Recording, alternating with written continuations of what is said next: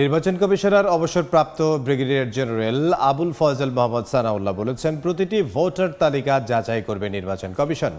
সকালে খুলনায় এক কর্মশালায় প্রধান অতিথির বক্তব্যে তিনি একথা জানান। এ সময় তিনি আরও বলেন, বিদেশিদের প্রতারণার মাধ্যমে ভোটার তালিকায় ঢোকার প্রবণতা গত কয়েক বছরে অনেক বেড়েছে, যা বন্ধ করতে আরও সক্রিয় ভূমিকা রাখবে কমিশন। এছাড়াও ভুয়া ভোটার হিসেবে এবার বাদ যাচ্ছে মৃতদের নাম।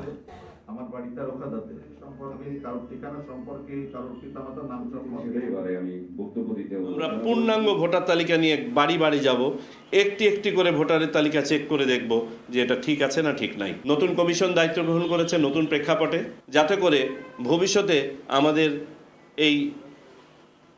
যে সন্দেহ, এই সন্দেহ যেন আমরা দূর করতে পারি, আর এই বিষয়গুলো যেন আবার এভাবে না আসে, ভুয়া ভোটার তালিকা ইত্যাদি ইত্যাদি।